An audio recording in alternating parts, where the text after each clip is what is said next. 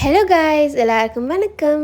Passport அப்ளிகேஷனுக்காக போயிருந்தேன். I wanted to share you the mistake that I did so that நீங்கள் இந்த மிஸ்டேக்கை repeat பண்ணாமல் இருப்பீங்க. நீங்கள் ஃப்ரெஷ் பாஸ்போர்ட் அப்ளை பண்ணுறீங்கன்னா இயர்லி த்ரைஸ் அப்பாயின்மெண்ட் புக் பண்ணிக்கலாம். இஃப் சப்போஸ் பை சான்ஸ் 3 டைம்ஸும் நீங்கள் அப்பாயின்மெண்ட் புக் பண்ணி உங்களால் போக முடியல அப்படின்னா அவங்களோட சான்ஸ் அதோட முடிஞ்சிடும். ஸோ நீங்கள் திரும்ப அப்ளை போகணும் அப்படின்னா ரெஜிஸ்ட்ரேஷன் ஃபீ நீங்கள் பே பண்ணுற மாதிரி இருக்கும். அண்ட் அகெயின் அவங்க 3 சான்சஸ் கொடுப்பாங்க.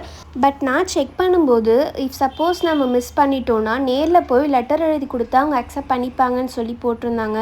ஆனால் அவங்க அக்செப்டே பண்ணலை, திரும்ப பே பண்ணுற மாதிரி தான் இருந்துச்சு.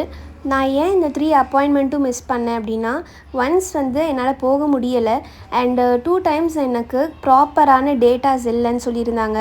ஸோ அந்த மிஸ்டேக்கை நீங்கள் பண்ணாமல் இருக்க கண்டிப்பாக 10th மார்க் ஷீட் எடுத்துகிட்டு போகணும் அண்ட் ஒரு ப்ரூஃப், உங்களோட நேமுக்கு அட்ரஸ்க்கான ப்ரூஃப் எடுத்துகிட்டு போகணும்.